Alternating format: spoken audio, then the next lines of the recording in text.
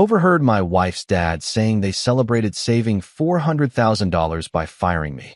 2 days later, a flood of contract cancellations hit their top execs.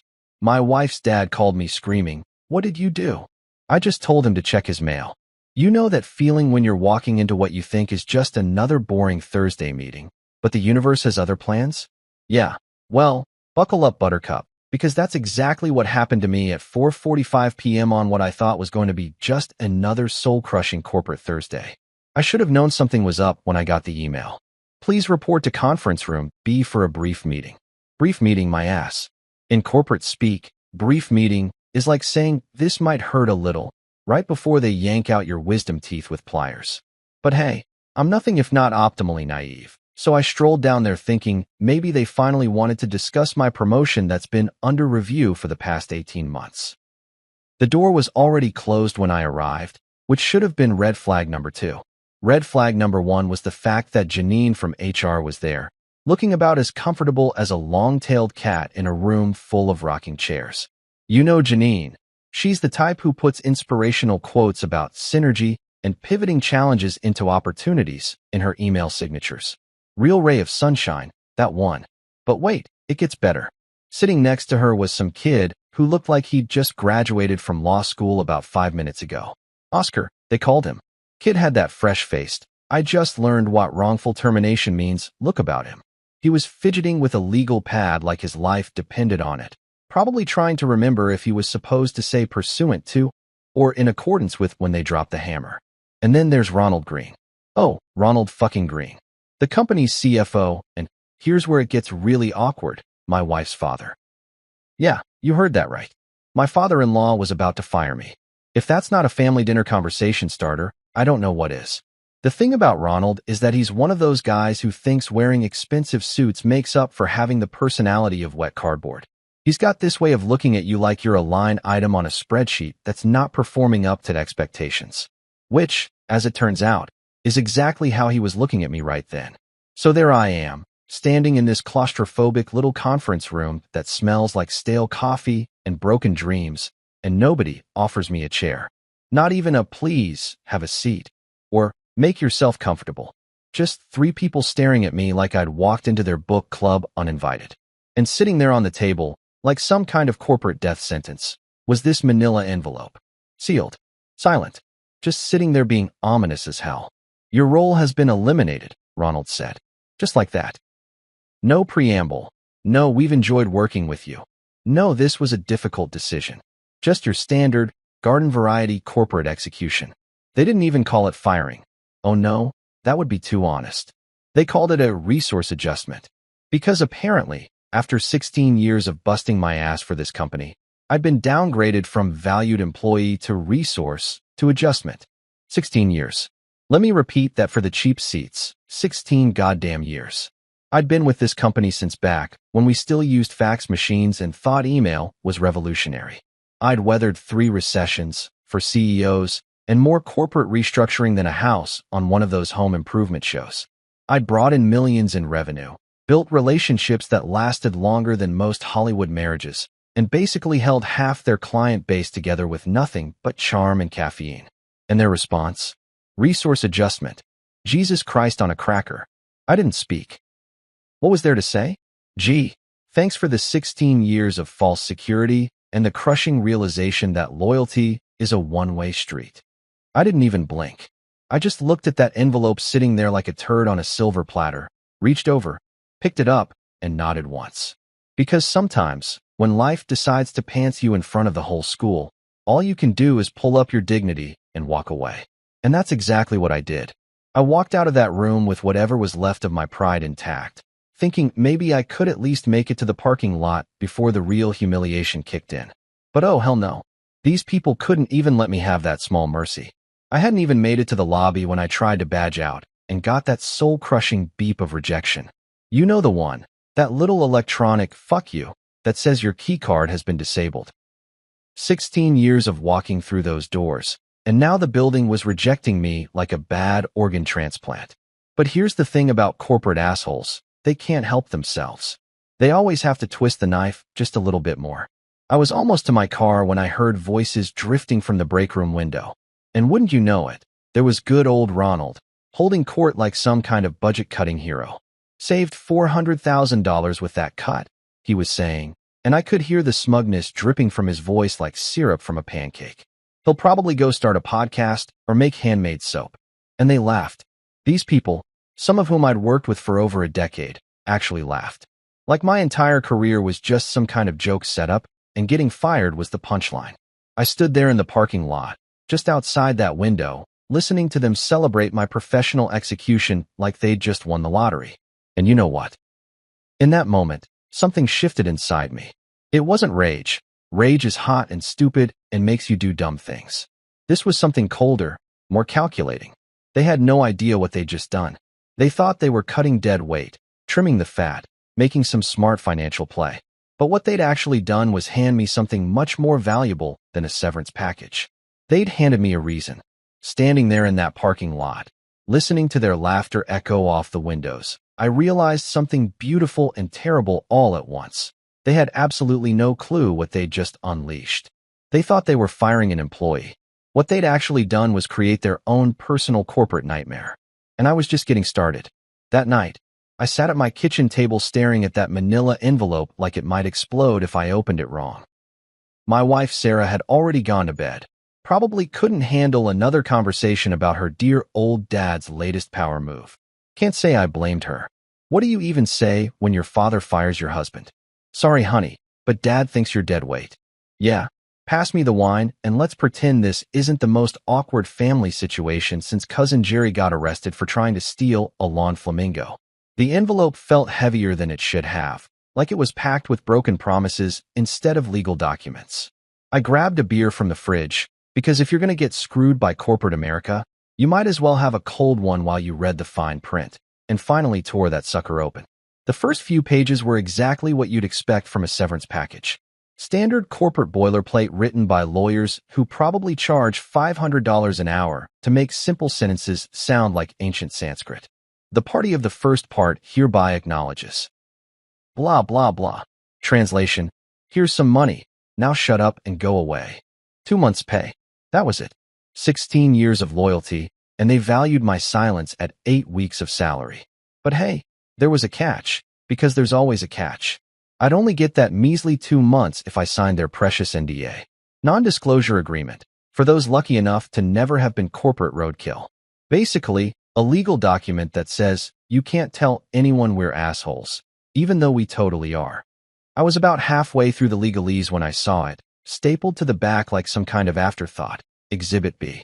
Now, let me tell you about Exhibit B, because this is where things get really fucking interesting. You see, about 10 years ago, I got tired of the company's prehistoric CRM system. This thing was older than dirt and about as user-friendly as a porcupine with anger management issues. It couldn't track a damn thing that actually mattered, like the fact that Margaret from Steinberg Industries lost her husband in 2019 and hated it when sales calls opened with "How's the family?" Or that Jim Peterson at TechFlow Solutions was a night owl who actually preferred calls after 6 p.m. because his office was quieter. The kind of human details that turn a cold sales pitch into an actual conversation. So what did I do? I built my own system. Nothing fancy, just a simple spreadsheet template that I evolved over the years into something actually useful. I tracked everything: client preferences, personal details they'd shared, their budget cycles, renewal dates, who the decision makers really were versus who they claimed were the decision makers. All the stuff that separates a real relationship from a transaction. I called it my client tracker, and it was basically my professional Bible. Every major deal, every renewal, every client relationship I'd built over more than a decade, it was all in there. Written in my own shorthand, organized the way my brain worked, full of notes that wouldn't make sense to anyone else, but were pure gold to me. And there it was, printed out in all its glory and stapled to my severance package with a neat little label, Exhibit B. I sat there staring at those pages, and I swear I could feel my blood pressure spiking. They hadn't just printed my client tracker, they printed everything. All my personal notes about who hated cold calls and who lost a kid in 2020 and couldn't handle certain topics, who needed early budget reminders, and who only took calls from me specifically because we'd built that kind of trust over the years. There was Jennifer Walsh from Pinnacle Group, who always scheduled calls during her lunch break because her boss was a micromanaging nightmare. There was David Chun at Morrison Tech, who told me about his divorce 3 years ago and how it screwed up his company's insurance renewal timeline. Personal stuff. Human stuff. The kind of details you share with someone you trust, not with some corporate database. And they'd labeled it Exhibit B in legal paperwork, like it was evidence in a damn court case. Here's what really got me. They didn't delete a single thing. Not one note. Not one personal detail. Not one piece of information that I'd carefully collected and organized over years of relationship building. My system, my language. Hell, there were even notes in my own handwriting that they'd scanned and included. It was like they'd handed me the keys to their kingdom and then labeled it as evidence of what exactly? That I was good at my job? That I actually gave a shit about the people I worked with? That I'd built something valuable while they were busy playing corporate politics? The beautiful irony wasn't lost on me. They were trying to document my work as if it belonged to them. But what they'd actually done was prove that I was the one holding their client relationships together. Every page of that tracker was evidence that clients weren't loyal to Ridgemont Industries. They were loyal to me. I flipped through page after page of my own work, and with each one, I felt something shifting inside me. It wasn't anger anymore. It was something much more dangerous. It was clarity. They thought they were being thorough by including my client tracker in the severance package. Probably some legal intern's bright idea to make sure they covered all their bases. Hey, let's include his client management system so we can prove it was work product. But what they'd actually done was hand me a loaded gun. Every client contact, every personal detail, every renewal date, every pain point, every relationship I'd built, it was all right there in black and white. And now it was legally mine, included in my severance package like a parting gift. They didn't just fire me. They didn't just insult me with their pathetic severance offer. They didn't just disable my keycard before I could even leave the building. They armed me. I sat back in my kitchen chair, took a long pull from my beer, and started to laugh. Not the bitter, angry laugh of someone who'd been screwed over. No, this was something else entirely. This was the laugh of someone who'd just realized that their enemies had made a critical error. They'd handed me everything I needed to compete with them, and they'd done it legally, officially, with lawyers' signatures and corporate letterhead. I raised my beer to the empty kitchen and whispered, "Thanks, Ronald. You magnificent bastard." You ever have one of those moments where the universe decides to throw you a curveball right when you're still picking yourself up off the mat? Well, that's exactly what happened 3 days after I got my walking papers, courtesy of my loving father-in-law and his merry band of corporate executioners. I was nursing what had to be my 15th cup of coffee that week, sitting in my home office staring at Exhibit B spread out across my desk like some kind of treasure map when my phone buzzed. Text message from Luis Mendoza, a name I hadn't seen pop up on my screen in probably 6 months. Heard about Ridgemont. Drinks tonight? Murphy's on 5th. 7 p.m. Now, Luis and I had what you might call a complicated professional relationship. He was a VP at Bluegate Partners, one of Ridgemont's biggest competitors, and we'd been doing this weird corporate dance for years. You know the type. We'd run into each other at industry conferences, trade war stories over overpriced conference coffee, and pretend we weren't sizing each other up like boxers before a fight. He tried to poach me about 3 years ago, actually. Took me out to some fancy steakhouse downtown and made what I'll admit was a pretty tempting offer. But back then, I was still drinking the corporate Kool-Aid, still believed that loyalty and hard work would eventually pay off. Still thought that staying at Ridgemont was the smart play. Yeah, well, we all know how that worked out. Murphy's Pub was exactly the kind of place you'd expect two middle-aged business guys to meet for a casual drink. Dark wood, dim lighting, and the kind of bartender who'd seen enough corporate casualties to know when to pour heavy and when to mind his own business. It smelled like whiskey, broken dreams, and the faint aroma of disappointed middle management. Luis was already there when I walked in, sitting in a corner booth that gave us privacy and a clear view of anyone who might wander too close. Paranoid? Maybe. But when you're about to discuss potentially burning down your former employer, a little paranoia is just good business sense. He looked exactly like he had 3 years ago. Same perfectly trimmed goatee, same expensive suit that somehow managed to look casual, same eyes that missed absolutely nothing. Luis was one of those guys who could charm the pants off a nun and then negotiate a better deal on the convent while he was at it. "You look like hell," he said by way of greeting, which was probably fair considering I'd been subsisting on coffee and spite for the better part of a week.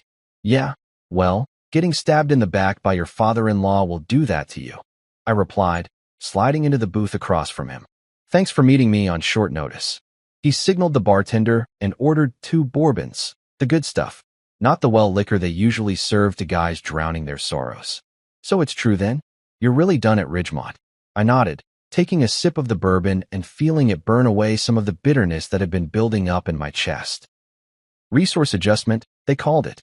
Apparently, 16 years of bringing in revenue and building client relationships makes me expendable.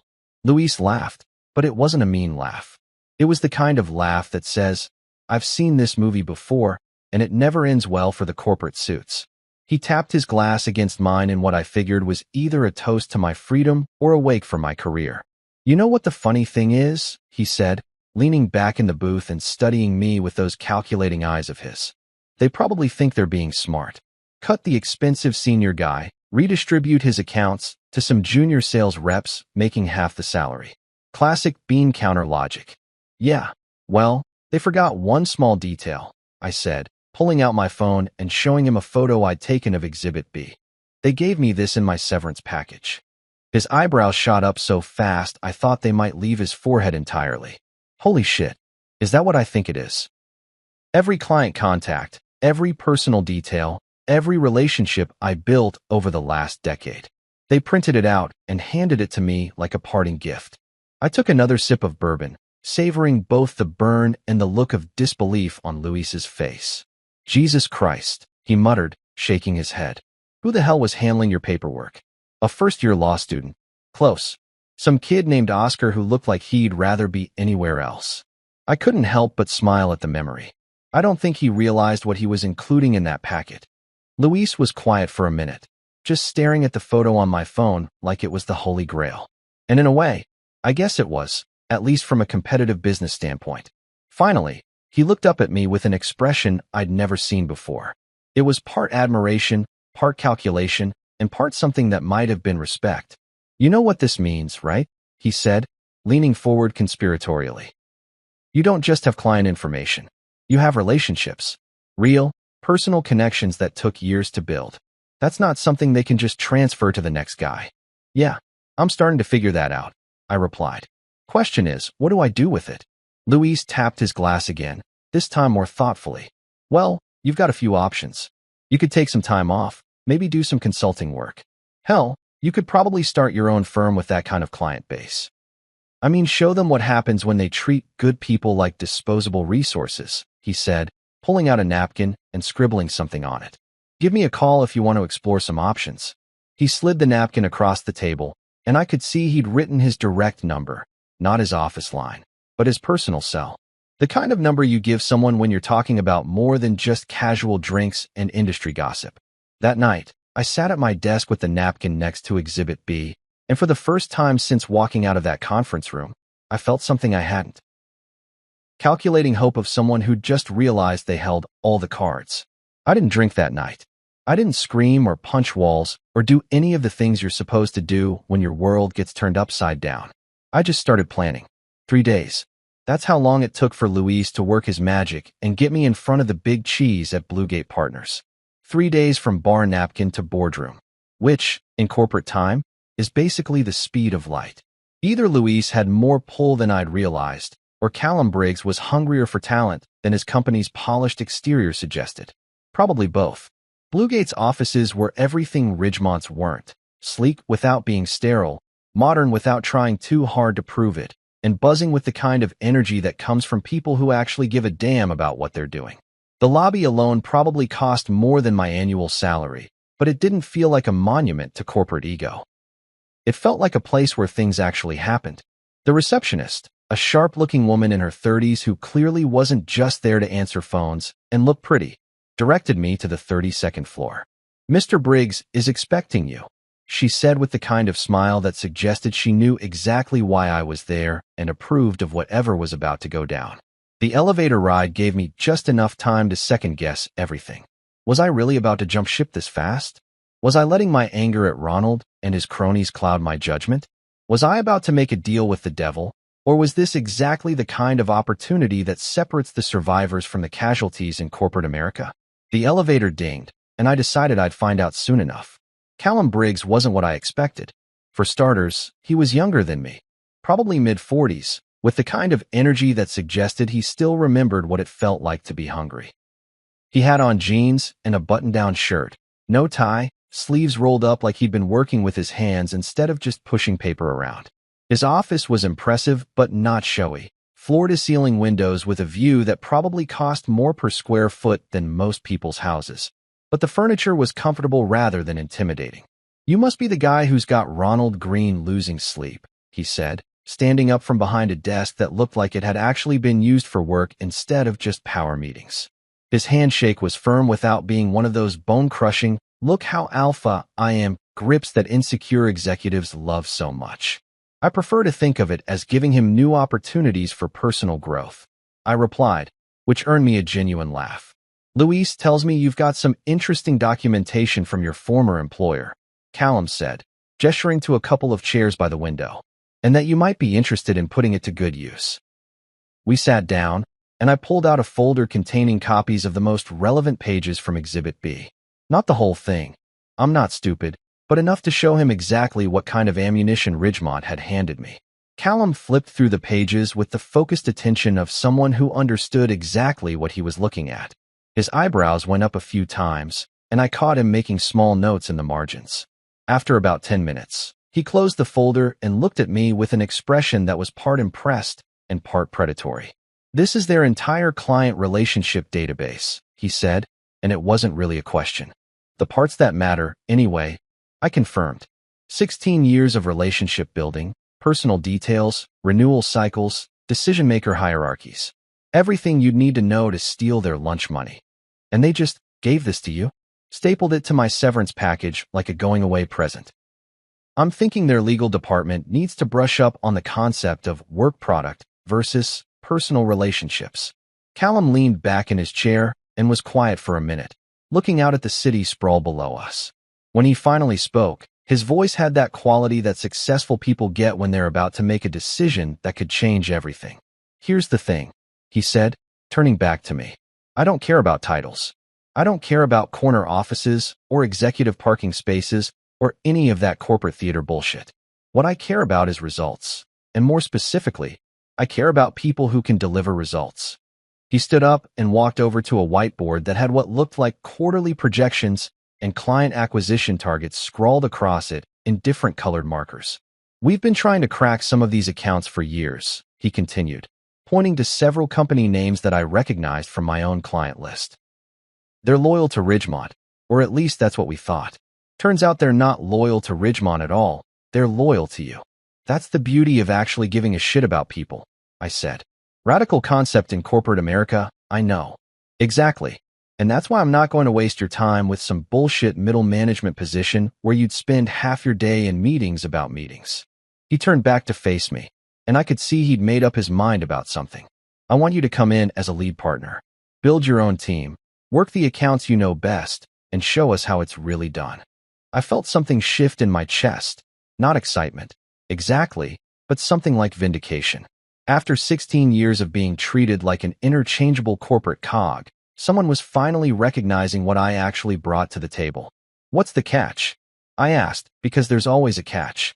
"No catch," Callum replied. "Just performance.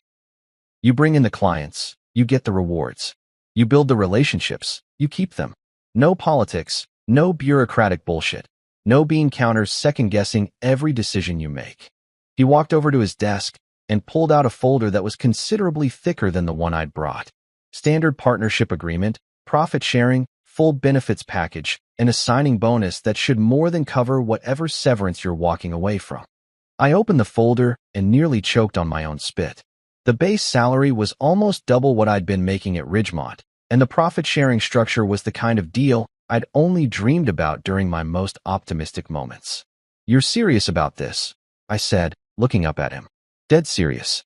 Luis vouched for you. Your track record speaks for itself. And frankly, the opportunity to stick it to Ronald Green while building our client base is just too good to pass up." I looked out at the city again, thinking about Ronald and his smug face when he delivered my resource adjustment. Thinking about all those years of being undervalued and overlooked. Thinking about that break room conversation where they'd laughed about my potential future in podcast production. When do I start? I asked. Callum grinned like a shark who'd just spotted a particularly tasty swimmer. How about Monday? We shook hands on it, and as I walked out of that office with a signed partnership agreement in my briefcase, I felt something I hadn't experienced in years, the absolute certainty that I was exactly where I belonged. I took the elevator down to the parking garage, got in my car, and carefully placed Exhibit B in the glove compartment. Not for revenge, not yet, anyway. But leverage? Oh, absolutely. The war was about to begin, and for the first time in a long time, I was betting on myself to win. You know what they say about revenge being a dish best served cold? Well, whoever came up with that saying obviously never had to sit on a gold mine of corporate intelligence while watching their former employer fumble around like a drunk guy trying to unlock the wrong car. But I'm getting ahead of myself. It was my first weekend as a Bluegate partner, and instead of celebrating with champagne and expensive steaks like any normal person would, I found myself sitting in my home office at 2 in the morning, surrounded by legal pads, sticky notes, and enough coffee to power a small city. Sarah had given up asking what I was doing around midnight and gone to bed with a resigned sigh that suggested she was getting used to her husband's descent into what probably looked like corporate madness. I'd driven to 3 different office supply stores that Saturday, because apparently, when you're planning to methodically dismantle your former employer's client base, you develop very specific notebook requirements. The one I finally settled on was perfect. Genuine leather cover, thick pages that wouldn't bleed when I wrote on them, and just the right size to fit in my briefcase without looking suspicious. On the front cover, I wrote one word in permanent marker, tool shed, because that's exactly what it was going to be, my workshop, my armory, my collection of everything I'd need to build something better while simultaneously tearing down something that deserved to fall apart. I opened to the first page and wrote, Operation, you should have kept me. Look, I know that sounds melodramatic as hell, but when you're 3 cups of coffee deep at 2 a.m. and plotting corporate warfare, a little melodrama is practically mandatory. The beauty of Exhibit B wasn't just the client information. Any decent salesperson can get names and phone numbers. The real treasure was in the details, the kind of human intelligence that takes years to accumulate and can't be replaced by some eager junior associate with a Harvard MBA and a complete lack of real-world experience. I started with the obvious stuff, renewal dates, contract values, decision-maker hierarchies. But then I dug deeper, mapping out the emotional landscape of each relationship. Margaret Steinberg, for instance, she'd been with Ridgemont for 8 years, but only because I'd been her point of contact for the last 6. Before that, she'd switched vendors twice in 2 years because she couldn't stand dealing with pushy salespeople who treated her like a purchase order instead of a person. Then there was the Peterson account at TechFlow Solutions. Jim Peterson was one of those clients who seemed difficult on the surface. He'd fire vendors for minor infractions, nitpick contract language to death, and generally act like he was doing you a favor by taking your calls. But what the Ridgemont system didn't capture was that Jim's demanding nature came from being burned by sloppy vendors in the past. Once you proved you could deliver exactly what you promised, when you promised it, he became the most loyal client you could ask for. I spent hours mapping these relationship dynamics, creating what I started thinking of as emotional topography. Every client pain point, every broken promise from Ridgemont that I'd had to smooth over, every personal detail that had been shared during late-night crisis calls or casual conversations between meetings. The thing that struck me most as I worked through this exercise was how much of Ridgemont's success had been built on relationships that had nothing to do with the company itself. Clients stayed because they trusted me, not because they loved working with Ridgemont Industries. I was the buffer between their needs and the company's bureaucratic incompetence. Take the Morrison Group, for example. 3 years ago, they'd almost canceled their contract after some genius in Ridgemont's billing department decided to implement a new streamlined invoicing system without telling anyone. The first David Morrison knew about it was when he got an automated dunning notice for an account that was current, sent to his personal email with all the warmth and charm of a tax audit notice. I'd spent an entire weekend cleaning up that mess, including a personal visit to Morrison's office with coffee and donuts to explain what had happened and ensure it would never happen again. David never forgot that. To him, I wasn't just a vendor. I was the guy who'd shown up on a Saturday morning to fix someone else's fuck-up. But here's what really got me fired up as I worked through these details. Ridgemont's CRM system was all numbers and transaction history. Revenue figures, contract dates, payment terms, the kind of data that looks impressive in quarterly reports but tells you absolutely nothing about why clients actually stay or leave. My system had soul. It had memory. It captured the human moments that make business relationships work. The time Jennifer Walsh called me at 9 p.m. because her company's server crashed and she needed to know if our service would be affected. The fact that David Chin always asked about my family before we talked business. The way Margaret Steinberg's voice changed when she talked about her late husband's vision for their company.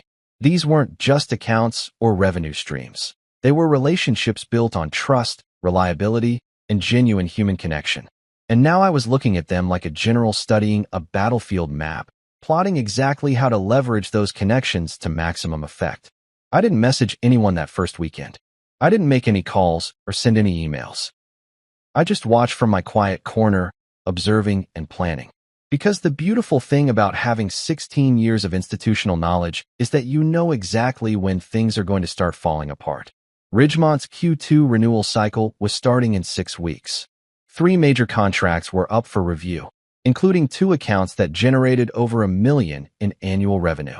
And thanks to their resource adjustment, the person who'd been managing those renewals for the past 5 years was now sitting in his home office, plotting their professional destruction with the methodical patience of a chess grandmaster. As I closed the notebook that night and finally headed to bed, I felt something I hadn't experienced since my college days, the pure, intellectual satisfaction of a plan coming together. Not the desperate scrambling of someone trying to save a failing situation, but the calm confidence of someone who held all the cards and was just waiting for the right moment to play them. I set the notebook on my nightstand and smiled in the darkness. Let Ronald and his team of corporate geniuses figure out how to manage those renewal conversations without their human database. Let them try to rebuild relationships they'd never understood in the first place. I had 6 weeks to prepare and 16 years of ammunition to work with. Game on. 2 weeks. That's how long I waited before making my first move. 2 weeks of watching Ridgemont stumble around like a headless chicken while I sat in my new corner office at Bluegate, methodically planning the corporate equivalent of a precision strike. The waiting was actually the hardest part. Every instinct I had was screaming at me to jump in immediately, start making calls, begin the client exodus that would leave Ronald wondering what the hell had hit him. But patience, real, strategic patience, is what separates the amateurs from the professionals. Rush the process, and you look desperate. Take your time, do it right, and you look inevitable. So I spent those 2 weeks getting settled at Bluegate, learning their systems, building relationships with my new colleagues, and most importantly, establishing myself as someone who belonged there. No point in poaching clients if you don't have a solid foundation to bring them to. But on a Tuesday morning in late March, sitting in my office with my second cup of coffee and a perfect view of the city skyline, I decided it was time to dip my toe in the water. I opened my laptop, pulled up my personal Gmail account, because I'm not stupid enough to use company email for this kind of delicate operation, and started composing what might have been the most important email of my professional life. The target was obvious: Camilla Rowan, procurement lead at Cresthall Group. If Exhibit B was my treasure map, then Camilla was definitely the X that marked the spot. We'd been working together for 8 years, long enough for me to know that her favorite coffee shop was the little place on Market Street that made those ridiculously overpriced lavender lattes, that she had a rescue dog named Buster who'd eaten 3 of her favorite shoes, and that she absolutely despised corporate bureaucracy almost as much as I did. More importantly, Cresthall Group was Ridgemont's single largest account, $2.7 million in annual revenue, with a contract renewal coming up in 6 weeks. Losing Camilla wouldn't just hurt Ronald's quarterly numbers. It would be like ripping the engine out of his favorite car. I stared at that blank email screen for probably 20 minutes, crafting and recrafting the message in my head. Too aggressive, and I'd come across like a desperate ex-boyfriend. Too casual, and she might not realize this was a serious business proposition. The tone had to be perfect, friendly but professional, nostalgic but forward-looking, personal but not unprofessional. Finally, I settled on something beautifully simple. 2. Crone@cresthallgroup.com. Subject: just checking in, smiling face with smiling eyes. Hey Camilla, hope you're well, and that Buster hasn't destroyed any more furniture lately. I know things have been crazy since I landed somewhere new, but I wanted to reach out and say hello. I've been thinking about our project management conversations over the years, and I miss those chats about finding vendors who actually understand what customer service means. No pressure at all. Just wanted to reconnect and see how things are going on your end. Take care. My name. No company signature. No corporate branding. No sales pitch hidden in flowery language. Just a genuine human connection reaching out to another genuine human connection. The kind of personal touch that gets completely lost when everything goes through official corporate channels. I read it over probably 15 times, checking for typos, awkward phrasing, anything that might undermine the casual sincerity I was going for. The emoji was a nice touch, the kind of small detail that makes an email feel personal rather than corporate. Camilla had always been someone who appreciated authenticity over polish. I hovered my cursor over the send button for what felt like an eternity. Once I hit that button, there was no going back. This wasn't just sending an email. This was firing the first shot in a war that would either make my career or destroy it completely. But then I thought about Ronald's voice echoing from that break room window. He'll probably go start a podcast or make handmade soap. I thought about 16 years of loyalty rewarded with a resource adjustment and a disabled keycard. I thought about all those clients who'd been dumped into some generic support system without any warning or explanation. I clicked send, and then I sat back in my chair and waited. The beauty of email is that it gives you plausible deniability while creating a permanent record of interest. If Camilla forwarded my message to someone at Ridgemont, I could honestly say I was just checking in with an old professional contact. But if she responded positively, well, that opened up a whole world of possibilities. I tried to focus on other work, reviewing proposals, returning calls, generally doing the stuff that justifies my new partnership-level salary. But I'll be honest, I checked my email about every 30 seconds for the next 4 hours. Not obsessively, one day. You understand. Just frequently. At 1:47 p.m., my phone chimed with a new message notification. Oh my God, where have you been? I was starting to think you'd been abducted by aliens or decided to become a monk or something equally dramatic. Things here are absolutely chaotic. After you left, they dumped all our accounts into some generic support system that's about as helpful as a chocolate teapot. I've been dealing with 3 different people for issues that you used to handle in a single phone call, and none of them seem to understand our account history or requirements. I literally got an email yesterday asking me to onboard myself with their customer success team for an account we've had for 8 years. I wanted to reply with a very detailed explanation of exactly where they could stick their onboarding process, but HR probably wouldn't appreciate my creative language. Can we talk? I mean, really talk? Because this whole situation is driving me absolutely insane, and you're the only person who ever actually understood how we like to do business. Hope your new place appreciates what they've got. Camilla. P.S. Buster is fine, but he did eat my laptop charger last week. That dog has expensive taste in electronics. I read that email 3 times, and with each reading, my smile got a little wider. This wasn't just a positive response. This was exactly what I'd hoped for. Frustration with the new system, nostalgia for the old relationship, and most importantly, an explicit request to have a real conversation about the situation. I leaned back in my chair and looked out at the city skyline, feeling something I hadn't experienced in weeks, the pure, unadulterated satisfaction of a plan working exactly as intended. That night, I sat at my kitchen table with Sarah, sharing a bottle of wine and actually smiling for the first time since this whole mess started. Good day at the office? She asked, probably relieved to see me looking human again instead of like a caffeine-powered revenge machine. Yeah, I said, raising my glass in a small toast to the empty kitchen. Really good day. Not out of pettiness. Not out of anger. Out of purpose. The game was officially on. There's something deeply satisfying about old-school warfare in a digital age. While everyone else is firing off mass emails and automated marketing campaigns that feel about as personal as a parking ticket, Sometimes the most devastating weapon you can deploy is a simple piece of paper, delivered by hand, with someone's actual name written on it. The call with Camilla had gone better than I'd dared to hope. What started as a casual, "how are things going" conversation turned into a 90-minute therapy session where she laid out every single frustration she'd experienced since Ridgemont had decided to streamline their customer service process. Apparently, my replacement was a 26-year-old MBA named Trevor who thought relationship building meant sending quarterly surveys and form letters that started with "Dear valued customer." Trevor, I mean, come on. The universe has a sense of humor sometimes. By the end of that call, Camilla was ready to jump ship, but being the consummate professional she was, she wanted to see a formal proposal before making any moves. "I need something I can show my board," she'd said. "Something that proves we're not just running away from Ridgemont, but running towards something better." Which brought me to my current situation.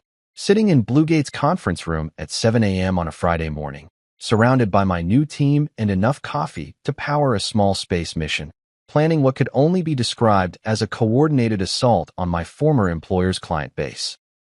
15 proposals, I announced to the room, which included Luis, 2 senior analysts, and Maria Santos, Bluegate's head of business development, who had the kind of strategic mind that could probably plan a successful invasion of a small country. 15 perfectly tailored proposals, hand-delivered to the executive floors of our target companies. Luis leaned back in his chair with that predatory grin he got whenever we talked about stealing business from competitors. "And these are all companies where you have existing relationships?" "Not just relationships," I corrected, pulling out my trusty toolshed notebook and flipping to a page covered in names, dates, and personal details. "These are people who've been thrown into Ridgemont's generic support blender without any warning or explanation. They're frustrated, they feel abandoned, and they're ready to listen to alternatives." Maria was already taking notes, because that's the kind of person she was, always 3 steps ahead and thinking about logistics while everyone else was still getting excited about the big picture. "What's our timeline?" she asked. "Coordinated delivery next Wednesday. We want them all to land at the same time, so it looks like a planned campaign rather than random outreach." I'd learned this trick from watching political campaigns. Timing is everything, and nothing creates momentum like the appearance of inevitability. The beauty of our approach was in the details. While Ridgemont was probably preparing their standard corporate renewal packages, the kind of glossy brochures that cost more to print than most people make in a week, but say absolutely nothing about actual service, we were going completely in the opposite direction.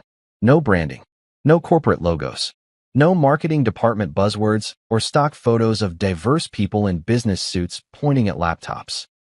Just clean, navy blue envelopes with the recipient's name handwritten in actual ink, and inside, proposals that read like they'd been written by someone who actually gave a damn about solving real problems. The proposals themselves were works of art, if I do say so myself. Each one was customized not just to the company, but to the specific person who'd be reading it.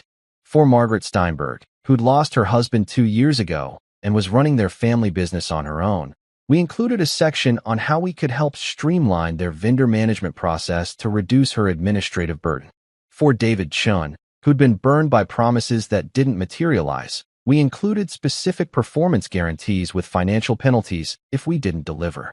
But the real genius was in what we didn't say. There was no mention of Ridgemont by name, no direct criticism of their service, no obvious attempt to poach business.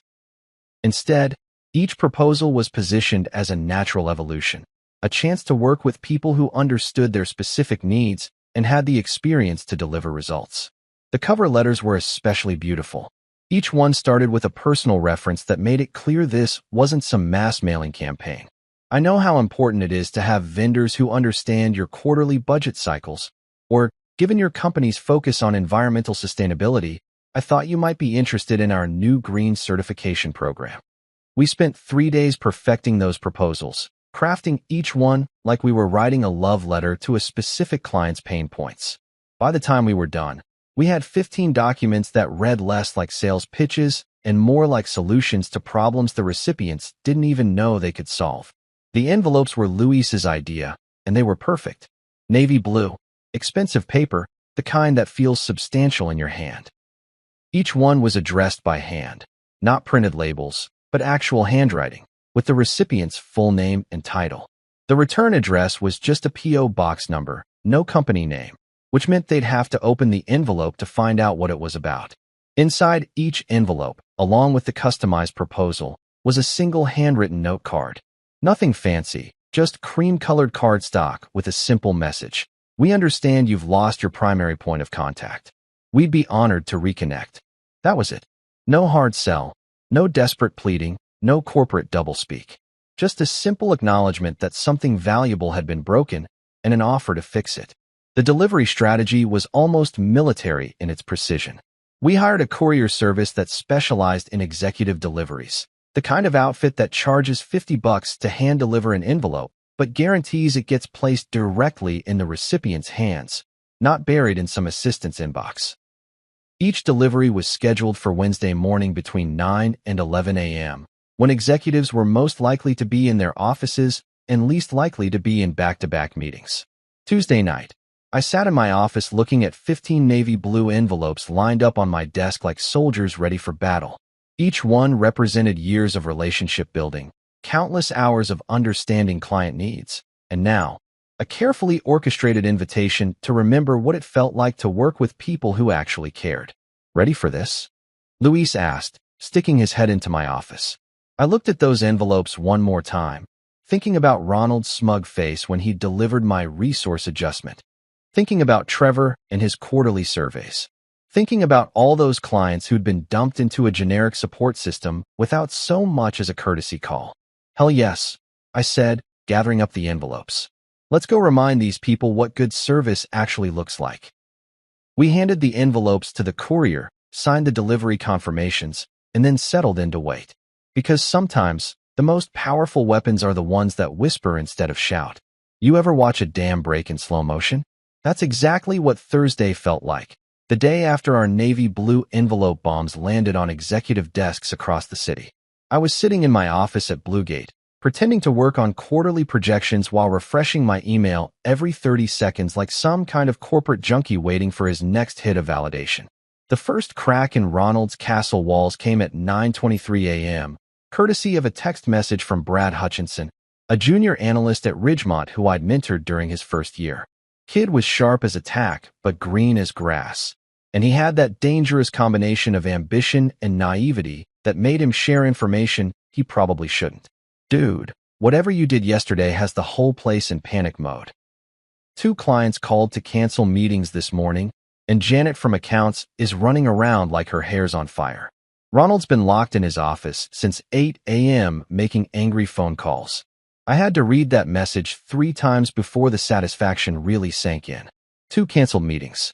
In corporate terms, that's like watching someone's house burn down from the comfort of your lawn chair while sipping lemonade. But it was just the beginning. At 10:47 a.m., my phone buzzed with an email that made my heart do a little happy dance in my chest. It was from Camilla, and the subject line was simply, "Decision made." I just got off the phone with our board. Your proposal made me cry. Actual tears, because it was the first time in months that I felt like someone actually understood what we're trying to accomplish here. We're switching over. I'm calling Trevor right now to let him know we won't be renewing with Ridgemont. Can you start Monday? Because honestly, I don't think I can handle another week of their customer success team asking me to rate my experience on a scale of 1 to 10. Also, thank you for everything, for caring about more than just numbers on a spreadsheet. Talk soon. Camilla. P.S. I may have mentioned to a few other procurement leads that you were back in the game. Hope that's okay. I leaned back in my chair and actually laughed out loud. Camilla hadn't just taken the bait. She'd swallowed the hook, the line, and probably half the fishing pole. And that P.S. was pure gold. Word of mouth in the procurement world travels faster than gossip at a high school reunion. But the real fireworks started around noon, when I got a text from Shiloh Martinez, my former assistant who'd somehow managed to avoid getting fired in Ronald's great resource adjustment. Shiloh was one of those people who knew where all the bodies were buried because she'd helped dig half the graves, and she had a front row seat to the chaos that was currently unfolding at Ridgemont. Emergency meeting in the big conference room. Client retention disaster. CFO is screaming. They think someone hacked the system. All caps. Multiple exclamation points. Shiloh only typed like that when the corporate world was literally ending around her, which meant things were going even better than I'd hoped. I called Luis into my office and showed him the message. His grin was so wide I thought his face might split in half. "They think someone hacked their system?" he asked, barely containing his laughter. Apparently, the concept that clients might leave because of poor service is so foreign to them that cyberterrorism seems more plausible, I replied. These are the same geniuses who thought firing their primary relationship manager and replacing him with an automated support system was a brilliant cost-saving measure. The afternoon brought a steady stream of intelligence from my network of contacts still inside Ridgemont. It was like having embedded reporters in enemy territory, each one feeding me delicious details about the growing panic in Ronald's corner office. At 2:15 p.m., Marcus Webb from the IT department texted me. They brought in external security consultants to check for data breaches. Apparently, someone convinced Ronald that competitors couldn't possibly know this much about client relationships without hacking their servers. The irony is killing me. At 3:30 p.m., Jennifer Park from marketing called me directly. "I probably shouldn't be telling you this, but they're having Trevor call every client on your old roster to proactively address any concerns. Kid's been on the phone for 3 hours and sounds like he's about to have a nervous breakdown. Also, someone may have mentioned that Camilla Rowan specifically asked for copies of all communications from the past 6 months because she's evaluating vendor performance." The whole building can hear Ronald shouting from here. But the crown jewel of intelligence came at 4:45 p.m., exactly 1 week after my own termination meeting, in the form of a voicemail from Danny Torres, a security guard who'd always been friendly during my late nights at the office. "Hey man, thought you should know. Just overheard some executives talking in the lobby. Apparently, 3 more major clients called today asking about contract termination procedures. One of them specifically mentioned they'd received some kind of proposal that reminded them what customer service used to look like. Ronald's called 2 board meetings for tomorrow, and word is they're bringing in McKinsey consultants to do some kind of emergency client retention analysis. Hope you're doing well at your new place." I sat in my office as the sun set over the city, reading through the day's intelligence reports like a general reviewing battlefield updates. The enemy was in full retreat, their leadership was panicking, and their troops were starting to question whether they were fighting for the right side. The beautiful thing about corporate warfare is that it's all about perception and momentum. Once clients start questioning your competence, it creates a snowball effect that's almost impossible to stop. 1 canceled meeting becomes 2. 2 becomes 5. 5 becomes a full-scale exodus that leaves executives scrambling to figure out what the hell went wrong. And the most delicious part? They still didn't realize that their enemy wasn't some shadowy hacker or sophisticated corporate espionage operation. Their enemy was the guy they'd fired a week ago, sitting in a better office with a bigger salary, systematically dismantling their client base with nothing more than relationships they'd been too stupid to value. At 6:30 p.m., as I was packing up to leave for the day, my phone rang. Unknown number, but the caller ID showed it was coming from Ridgemont's main line. I looked at that phone for 3 rings, feeling a smile spread across my face like warm honey. They were calling me. After a week of panic, emergency meetings, and canceled contracts, they were actually calling me. I let it ring 2 more times, savoring the moment, before picking up with the most professionally pleasant voice I could muster. "Good evening, this is my name. How can I help you?" And that's when I heard Ronald's voice for the first time since he'd handed me my walking papers. "What the hell did you do?" The war was far from over, but for the first time since this whole mess started, I was absolutely certain who was going to win. 6:17 p.m. I'll remember that exact time for the rest of my professional life, because that's when Ronald Green, my former boss, current father-in-law, and the architect of my resource adjustment, finally cracked and called me directly. The phone sat there buzzing on my desk like an angry wasp, and I have to admit, part of me wanted to let it go to voicemail just to mess with him a little longer. But curiosity won out over petty satisfaction. Besides, I'd been waiting for this moment all week, and I wasn't about to miss the chance to hear the panic in his voice firsthand.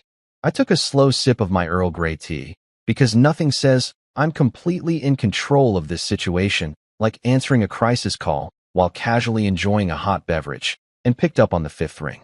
"Good evening, this is my name. How can I help you?" The silence on the other end lasted just long enough for me to wonder if he'd hung up, and then I heard that familiar voice that had been haunting my dreams for the past week. Except now, instead of the smug confidence he'd had when he fired me, Ronald sounded like a man who'd just watched his house burn down while he was stuck in traffic. "What the hell did you do?" he demanded, skipping right past any pretense of professional courtesy. I leaned back in my chair and smiled at the ceiling.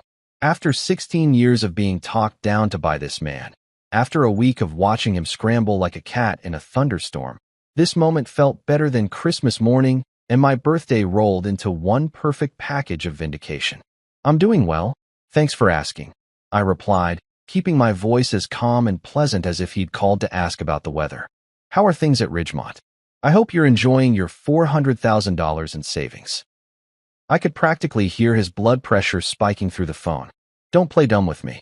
You've been reaching out to our clients. You've been poaching accounts." "Nope," I said, taking another leisurely sip of tea. "I haven't reached out to anyone." Funny thing about relationships, Ronald, when you treat people with respect and actually solve their problems, they tend to remember you fondly. And when they get dumped into some generic support system run by a kid named Trevor who thinks customer service means sending quarterly surveys, well, sometimes they reach out to people they trust. Bullshit. You sent proposals to 15 of our biggest accounts.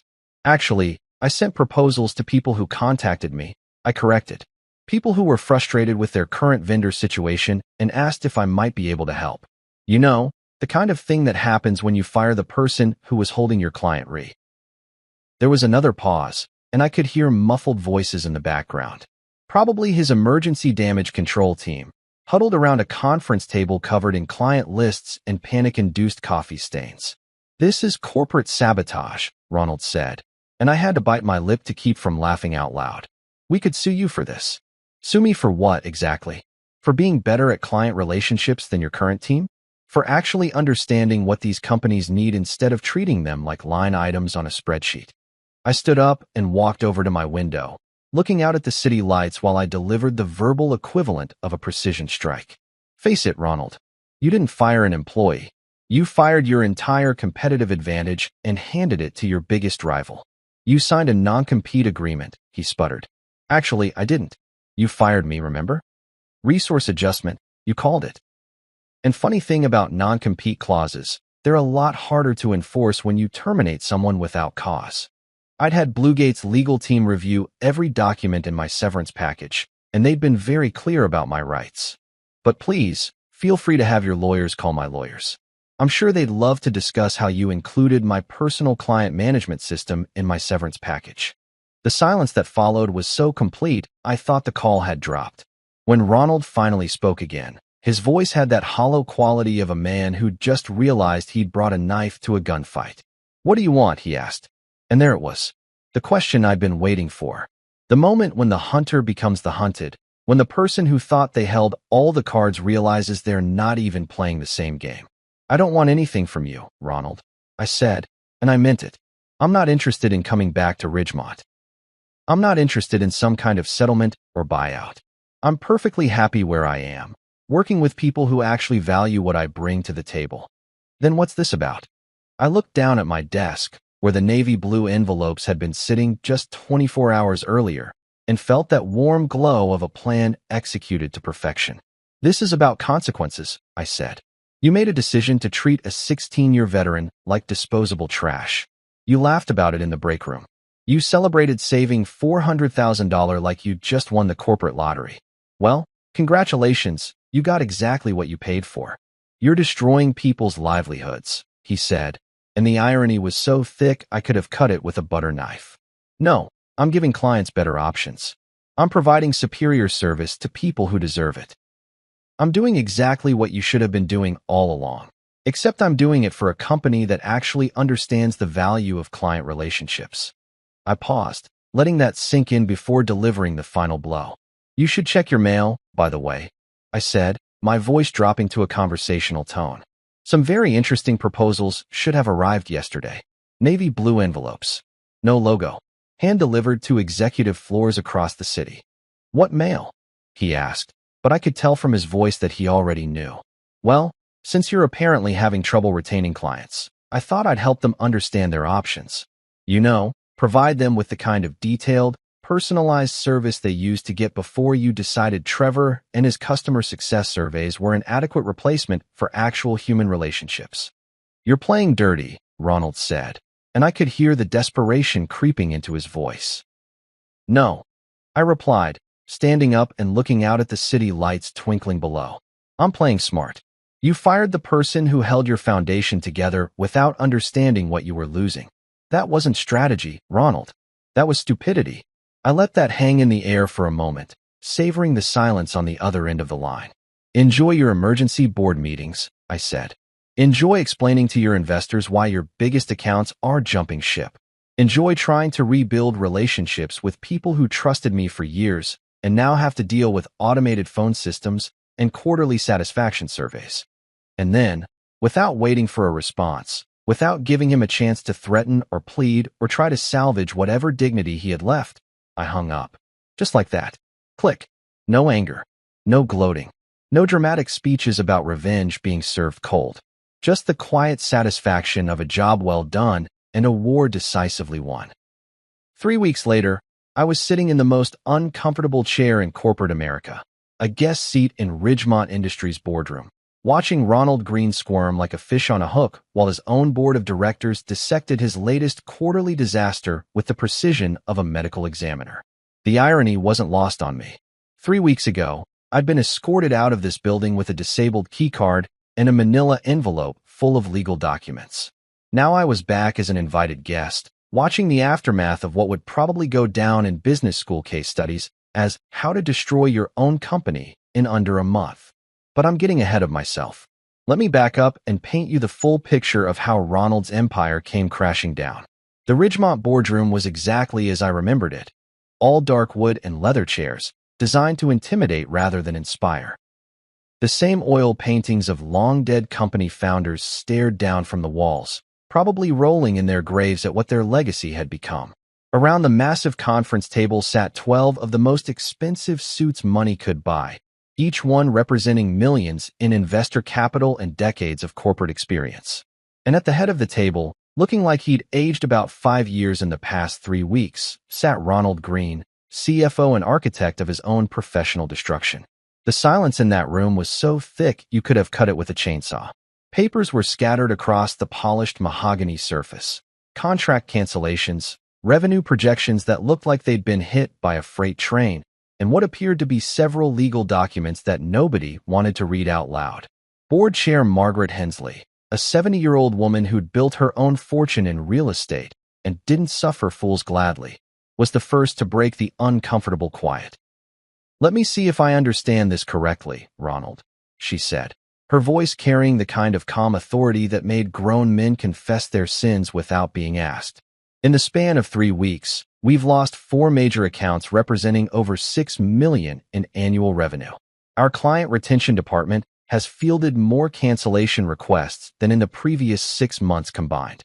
And our customer satisfaction scores have dropped to levels that would make a cable company blush." Ronald shifted in his chair like a kid called to the principal's office. "It's a temporary setback. Market volatility, increased competition." "Bullshit," interrupted James Morrison, the board's youngest member and definitely the one with the least patience for corporate doublespeak. "This isn't market volatility. This is a coordinated client exodus, and everyone in this room knows it." That's when Sandra Walsh, the board member who handled legal affairs, opened a folder that made Ronald's face go 3 shades paler. "We've also received some interesting documentation," she said, pulling out what I immediately recognized as copies of the navy blue proposals that had started this whole beautiful mess. 15 separate companies received personalized service proposals from Bluegate Partners, each one demonstrating an intimate knowledge of their specific needs, pain points, and business relationships.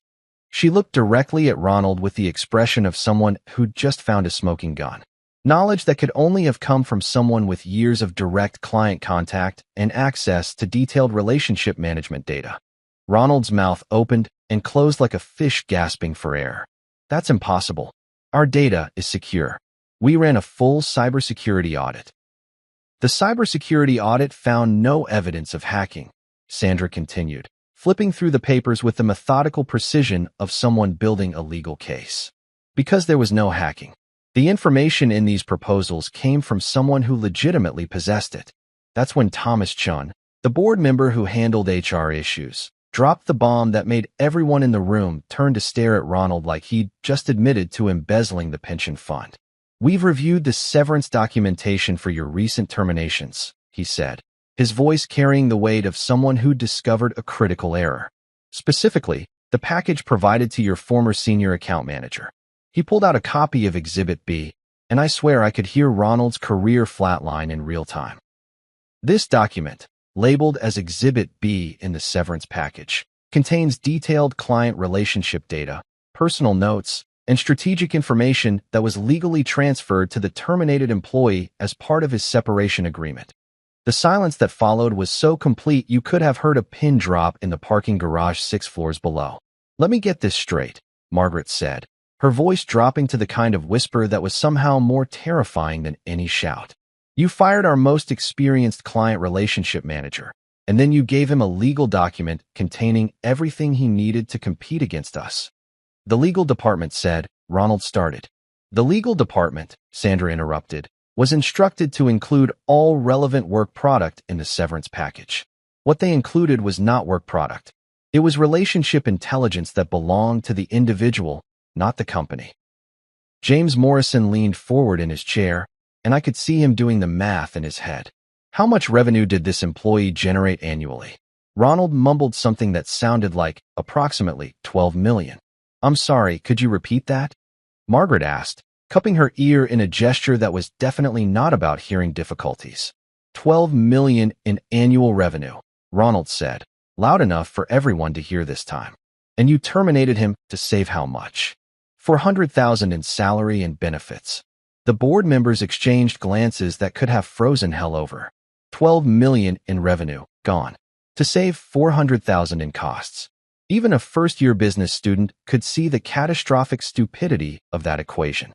"Where is this employee now?" Thomas asked, though everyone in the room probably already knew the answer. "Bluegate Partners," Ronald admitted, "as a senior partner."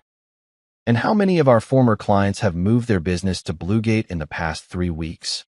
Ronald consulted a piece of paper that looked like it had been crumpled and straightened several times. 7 confirmed. 3 more in negotiation. Margaret leaned back in her chair and closed her eyes, probably calculating the total damage in her head. When she opened them again, she looked at Ronald with the expression of someone who'd just watched him burn down the family home.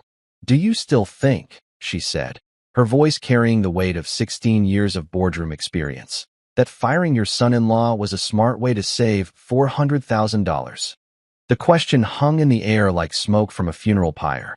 Ronald opened his mouth, probably to offer some kind of explanation or justification, but nothing came out. Because what do you say when you've just been confronted with the mathematical proof of your own incompetence? That's when my phone buzzed with an email notification, and I couldn't help but smile as I read the subject line. "Contract signed and returned. Looking forward to working with you again." Another client, another relationship rebuilt, another small victory in what had turned out to be the most satisfying 3 weeks of my professional life. I closed the email gently and looked around the boardroom one more time. At Ronald, whose face had gone from pale to green. At the board members, who were probably already planning his replacement. At the scattered papers that represented the smoking ruins of what used to be a profitable company. The war was over, and it hadn't even been close.